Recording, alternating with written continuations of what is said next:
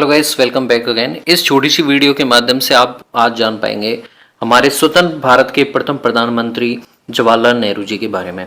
तो यहाँ पे सबसे पहला वक्तव्य आपको ध्यान रखना है कि इन्होंने बताया था कि आराम हराम है, जो आराम करता है वह सदा करता है। यह वक्तव्य जवाहरलाल नेहरू जी ने दिया था। इनका स्वतंत्रता संग्राम में योगदान था और स्वतंत्रता के बाद में भारत की आर्थिक व्यवस्था और समाजवाद से हटके एक मिक्स इकोनॉमी को लेकर चलना इनका मुख्य योगदान रहा है। सबसे पहले परिचय को लेकर बात करें, इनका पूरा नाम जवाहरलाल नेहरू है। जन्म 14 नवंबर 1889 को इलाहाबाद, जो कि उत्तर प्रदेश में पड़ता है, वहां पे हुआ था।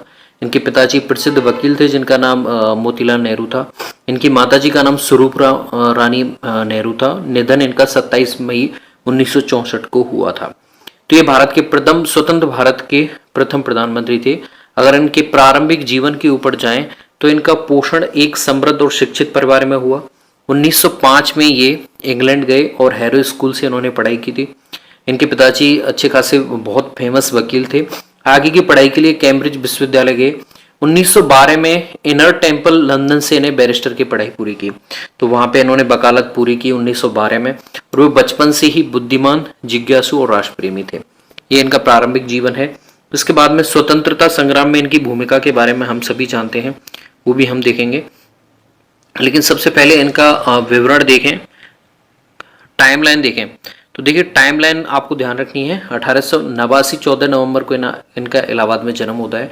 1905 में इंग्लैंड चले जाते हैं, हैरो स्कूल में प्रवेश लिया था। 1912 में इनकी पढ़ाई पूरी होती है लंदन से और ये वापस आ जाते हैं भारत।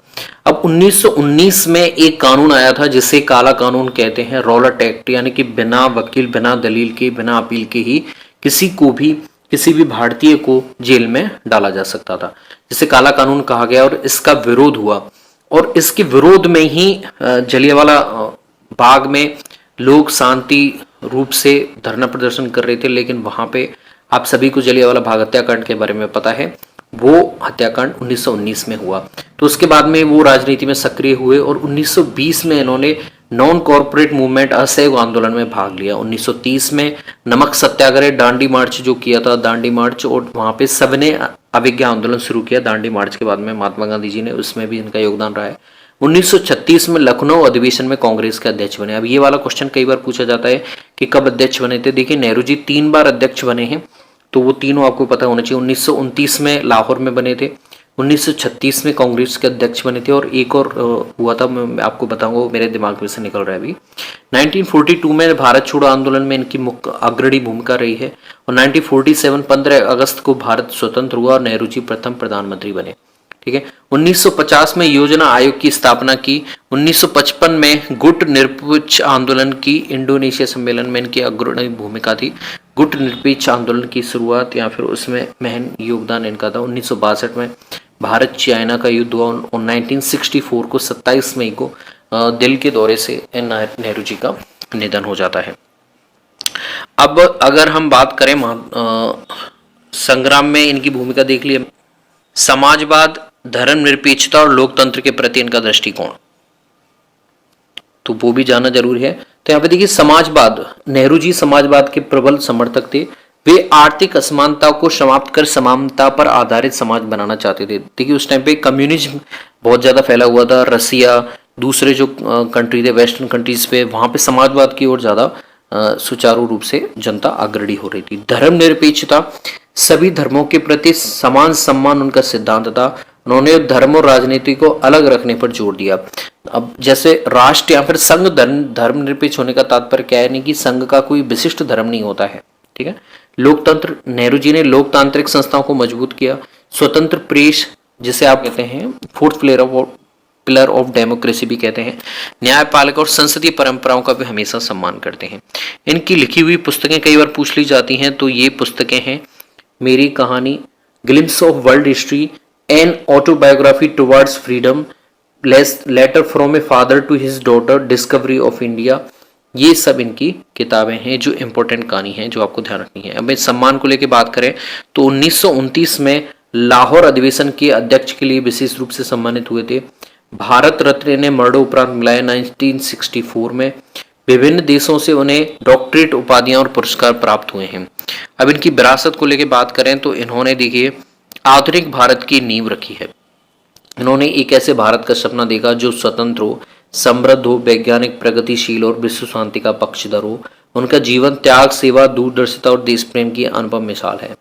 आधुनिक भारत का मंदिर जिसे कहते हैं बांकड़ा नागल बांध या फिर आईआईटीज का निर्माण हो, वैज्ञानिक प्रगति और अनुसंधान की नींव हो, गुट निरपेक्षता और विश्व शांति में अग्रणी भूमिका हो, या फिर बच्चों के प्रति प्रेम और प्रेरणा के प्रतीक के रूप में इन्हें चाचा नेहरू भी बुलाया जाता है। तो ये सब जो आइडियोलॉजी है ये आपको ध्यान रखनी है। इसके अलावा इनके जो प्रेरणादायक विचार थे वो भी आपको ध्यान रखने हैं कि आराम हराम है, जो आराम करता है वह सदा गिरता है। एकता और परिश्रमी सफलता की कुंजी है।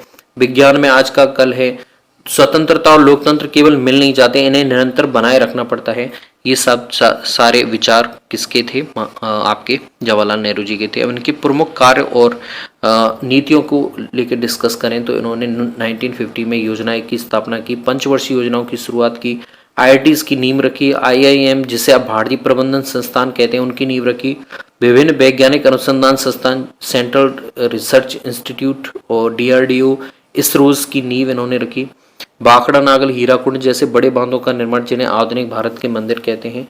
भिलाई हिंदुबाई स्टील भारी उद्योगों की स्थापना, कृषि और सिंचाई पर विशेष ध्यान, विदेश नीति में शांति, सहअस्तित्व और गुट निरपेक्षता को बढ़ावा देना, विश्व शांति और निरस्त्रीकरण के पक्षधर ये रहे हैं।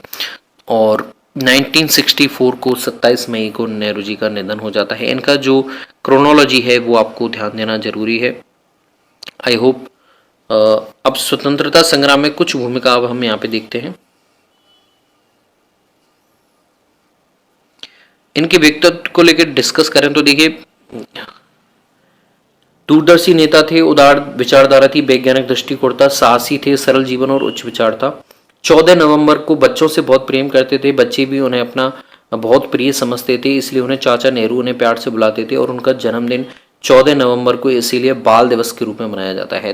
14 नवंबर आपको ध्यान रखना है, बाल दिवस के रूप में मनाया जाता है इनके जन्मदिन को। स्वतंत्र भारत में योगदान हमने देख लिया है। अब हम आ जाते हैं स्वतंत्रता संग्राम में भूमिका। हालांकि ये हमने देख लिया कालक्रम में, लेकिन वापस से देख लेते हैं। देखिए, रॉलेट एक्ट और जलियांवाला बाग हत्याकांड के विरोध में सक्रिय हुए थे। असहयोग आंदोलन में इन्होंने भाग लिया, नमक सत्याग्रह और सविनय अवज्ञा आंदोलन में भाग लिया 1936 और 1929 में। और एक और अधिवेशन में ये रहे हैं, वो मुझे आप कमेंट में बताएंगे, मुझे याद नहीं आ रहा है वो। 1942 में भारत छोड़ो आंदोलन में इन्होंने अग्रणी भूमिका निभाई और कई बार ये जेल गए। तो ये शुरू से ही बुद्धिमान, जिज्ञासु और राष्ट्रप्रेमी थे। तो ये बेसिक कालक्रम और इनकी नीतियां कौन कौन से किस तरह से विकास किया, और पुस्तक में भी कई बार पूछ लेते हैं तो पुस्तकें भी आपको पता होनी चाहिए। मेरी कहानी, glimpse of world history, an autobiography towards freedom, letter from a father to his daughter and discovery of India. तो ये बेसिक सी जीवनी है जवाहरलाल नेहरू जी के बारे में। थैंक्स।